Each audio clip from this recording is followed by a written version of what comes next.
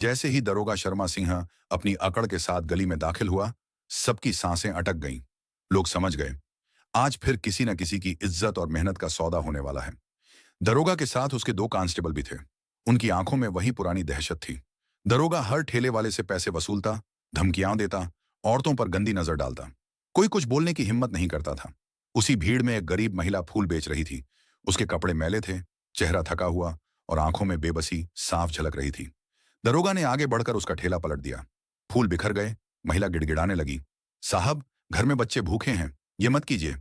लेकिन दरोगा ने उसकी कलाई पकड़ ली और गंदी हंसी के साथ बोला, चल मेरे साथ, वरना तेरे फूल भी नहीं बिकेंगे और तू भी सड़क पर आ जाएगी। महिला चीख उठी। आसपास खड़े लोग सहम कर सब देख रहे थे, मगर कोई आगे बढ़ने की हिम्मत नहीं कर रहा था। कांस्टेबल जोर जोर से हंस रहे थे, जैसे किसी तमाशे का मजा ले रहे हों।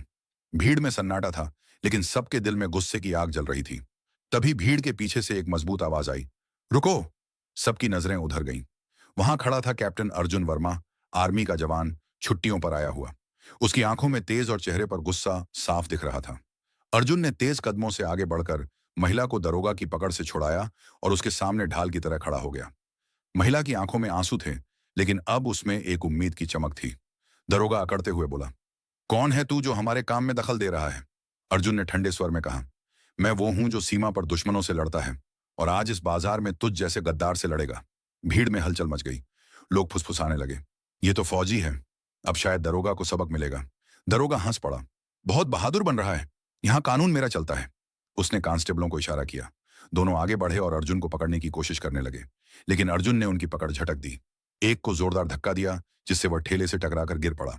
दूसरा कांस्टेबल पीछे हट गया। अब पूरा बाजार अर्जुन की तरफ था। लोग धीरे धीरे हिम्मत जुटाने लगे। कुछ ने मोबाइल निकालकर वीडियो बनाना शुरू किया। किसी ने कहा, आज सच सामने आएगा। दरोगा ने गुस्से में अर्जुन का कॉलर पकड़ लिया। तुझे नहीं पता मैं कौन हूं? अर्जुन ने उसकी आंखों में आंखें डालकर कहा, तू चाहे जो भी हो, लेकिन आज तेरी करतूतें छुपेंगी नहीं। भीड़ ने तालियां बजाना शुरू कर दिया। दरोगा के चेहरे पर पहली बार डर दिखा।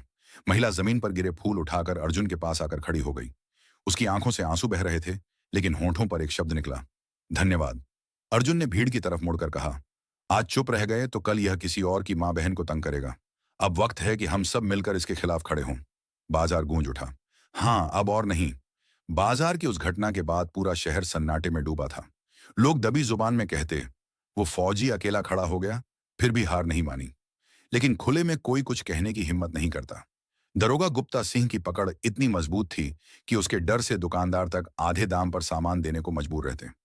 रोहन उस रात अपने छोटे से कमरे में बैठा था।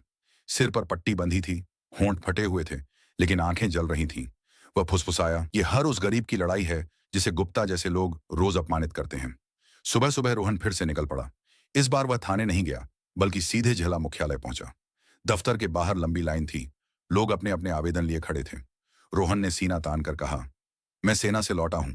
आज मुझे एक भ्रष्ट दरोगा के खिलाफ लिखित शिकायत दर्ज करनी है। अगर यहां भी पैसे मांगे गए तो मैं मीडिया और सेना दोनों को इसकी जानकारी दूंगा। कर्मचारी घबरा गए। पहली बार किसी ने इतनी खुली चुनौती दी थी। धीरे धीरे उसकी शिकायत दर्ज हुई, पर खेल यहीं खत्म नहीं हुआ था। शाम होते होते गुप्ता सिंह को खबर मिल गई। उसने अपने आदमियों को बुलाकर कहा, यह फौजी सोचता है कि शहर बदल देगा। इसे ऐसा सबक सिखाओ कि दोबारा कोई उठने की कोशिश न करे। उसके चेले अंधेरे में निकल पड़े। उधर रोहन बाजार में फिर से दिखाई दिया। वही भीड़, वही लोग, पर इस बार माहौल अलग था। ठेले वाले, जिनकी जेबें रोज खाली की जाती थीं, अब रोहन को देखते ही फुसफुसाने लगे, यही है वो जिसने दरोगा को ललकारा था। अकेला खड़ा हुआ था, हमें भी हिम्मत करनी चाहिए। गुप्ता के आदमियों ने पास आकर रोहन को घेरा। एक ने कहा, शिकायत की ना तूने, अब देख क्या होता है। रोहन ने शांत स्वर में जवाब दिया, मैं डरने नहीं आया, ये जनता मेरी ताकत है। अगर आज मैं गिरा तो कल सैकड़ों खड़े होंगे। तभी भीड़ में से एक बुजुर्ग महिला आगे आई। वही औरत थी जिसे दरोगा आए दिन तंग करता था। कांपती आवाज में उसने कहा, बेटा, अकेला मत लड़ना, हम सब तेरे साथ हैं। पहली बार लोग चुप नहीं रहे। भीड़ ने एक स्वर में चिल्लाना शुरू किया, अन्याय बंद करो, भ्रष्टाचार बंद करो। बाजार का कोलाहल आंदोलन में बदलने लगा। गुप्ता सिंह वहां पहुंचा, चेहरा लाल, आंखों में आग। उसने भीड़ को देखकर दहाड़ा, यह तमाशा किसने शुरू किया? जिसे जान प्यारी है वो पीछे हट जाए। लेकिन इस बार भीड़ पीछे नहीं हटी। रोहन आगे बढ़ा और गरजते हुए बोला, तेरा वक्त खत्म हो चुका है गुप्ता। अब यह शहर तेरा नहीं, जनता का है। भीड़ में से मोबाइल कैमरे ऊपर उठे। हर आवाज रिकॉर्ड हो रही थी। पहली बार दरोगा को एहसास हुआ कि अब उसका आतंक उतना मजबूत नहीं रहा। रोहन ने और जोर से कहा, अगर आज तुमने किसी को हाथ भी लगाया तो ये वीडियो कल पूरे देश में वायरल होगा। सेना भी देखेगी, सरकार भी। और फिर तुम्हारा नाम सिर्फ गुप्ता सिंह नहीं, बल्कि जनता का दुश्मन कहलाएगा। दरोगा की मुट्ठियां कांपी। उसने चाहा कि हाथ उठाए, लेकिन चारों ओर खड़े लोग अब उसके खिलाफ दीवार बन चुके थे। भीड़ ने नारा लगाया, इंसाफ चाहिए, इंसाफ चाहिए। वो दिन इस शहर के लिए टर्निंग पॉइंट बन गया। रोहन अकेला नहीं रहा। भीड़ की आवाज अब बगावत बन चुकी थी। गुप्ता सिंह ने आखिरी बार घूरते हुए कहा, देखते हैं तेरी ये बहादुरी कब तक रहती है। इसके बाद उसने कांस्टेबल को इशारा किया और सब वहां से चले गए। लेकिन रोहन की आंखों में अब डर नहीं, बल्कि युद्ध का संकल्प चमक रहा था। उस रात वह सो नहीं सका। करवट बदलते बदलते उसे पिता की वो आवाज बार बार सुनाई देती रही, बेटा, अन्याय के आगे झुकना सबसे बड़ा पाप है। सुबह होते ही उसने अपने भरोसेमंद दोस्तों को फोन किया। सबसे पहले पत्रकार अमित को। अमित, आज बड़ा खेल होना है, शाम तक गांव पहुंच। फिर जिला मुख्यालय में वकील सुरेश को, भाई, इस बार एफआईआर दर्ज होगी, चाहे कितनी भी बड़ी दीवार सामने क्यों ना हो। और आखिर में सेना के साथी रवि को, दोस्त, अब वो वक्त आ गया है, तेरी मौजूदगी चाहिए। शाम होते होते तीनों गांव पहुंच गए। जब रोहन ने पूरा किस्सा सुनाया तो सबकी आंखों में गुस्सा और दृढ़ निश्चय साफ झलक रहा था। अमित ने मेज पर हाथ पटका, आज अगर हम चुप रहे तो कल हर गरीब का गला दबा दिया जाएगा। रवि ने मुट्ठी भींचते हुए कहा, सही कहा, अब यह लड़ाई सिर्फ रोहन की नहीं, हमारी भी है। सुरेश ने शांत पर ठोस आवाज में कहा, और इस बार हम सिर्फ गुस्से से नहीं, कानून और सबूतों से वार करेंगे। चारों ने ठान लिया। वे सीधे थाने पहुंचे। अंदर वहीं एसएचओ बैठा था, पर इस बार चेहरे की मुस्कान गायब थी। गुप्ता सिंह भी कोने में बैठा था। दोनों के चेहरों पर हल्की बेचैनी तैर रही थी। एसएचओ ने ताना मारा, ओह, हीरो साहब फिर आ गए, और साथ में पत्रकार, वकील और फौजी दोस्त भी। रोहन ने सीधे सीधे जवाब दिया, साहब, आज रिपोर्ट लिखवाने नहीं आया, आज सच दिखाने आया हूं, और यह सब गवाह हैं। अब आप सीधे डीएम मैडम से बात करेंगे। एसएचओ झुंझला उठा, हमें बताएगा कि किससे बात करनी है। रोहन ने बिना तकरार किए फोन उठाया और सीधे डीएम मैडम को कॉल लगा दिया। नमस्ते मैडम, मैं आर्मी जवान रोहन बोल रहा हूं। कल थाने में मेरे साथ मारपीट हुई, रिश्वत मांगी गई, और आज बाजार में मुझे फिर मारा गया। इसमें एसएचओ और दरोगा गुप्ता दोनों शामिल हैं। हम सब अभी थाने में खड़े हैं, कृपया आप तुरंत आइए। दूसरी तरफ से दृढ़ आवाज आई, मैं अभी आती हूं, थाने से हिलना मत। आधे घंटे बाद थाने के बाहर सरकारी गाड़ियों की गड़गड़ाहट गूंजी। डीएम मैडम उतरी। उनका चेहरा सख्त और कदम तूफान जैसे थे। पूरा थाना खामोश हो गया। मैडम ने अंदर घुसते ही कहा, कौन है रोहन? रोहन आगे आया और बोला, जी मैडम, पूरी बात मैं बताना चाहता हूं।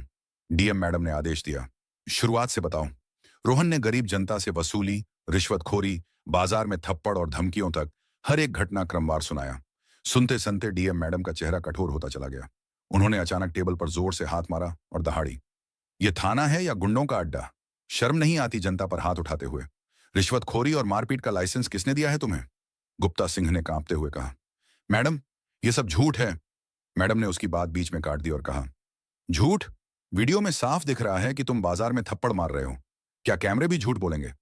पूरा हॉल सन्नाटे में डूब गया। मैडम ने महिला सब इंस्पेक्टर को आदेश दिया, अभी के अभी एसएचओ और गुप्ता सिंह को सस्पेंड करो और इनकी जांच शुरू करो। आदेश जारी होते ही दोनों के चेहरे से घमंड का रंग उड़ गया। पुलिस वालों ने आगे बढ़कर उनकी बेल्ट और बैज उतार दिए। भीड़ से आवाजें उठी, इंसाफ, इंसाफ। डीएम मैडम ने जनता की ओर देखा और दृढ़ स्वर में कहा, अब इस थाने में किसी गरीब को अन्याय सहना नहीं पड़ेगा। आज से कानून जनता की रक्षा के लिए है, डराने के लिए नहीं। और दोस्तों, यही है इस कहानी का संदेश। अन्याय चाहे कितना भी बड़ा क्यों ना हो, अगर इंसान सच्चाई और हिम्मत से खड़ा हो जाए तो सबसे कठोर सिस्टम भी झुक जाता है। दोस्तों, ये कहानी सिर्फ मनोरंजन के उद्देश्य से बनाई गई है। इसका किसी असली घटना से संबंध नहीं है। अगर कहानी पसंद आई हो तो वीडियो को लाइक करें, चैनल को सब्सक्राइब करें और इसे अपने दोस्तों तक जरूर पहुंचाएं।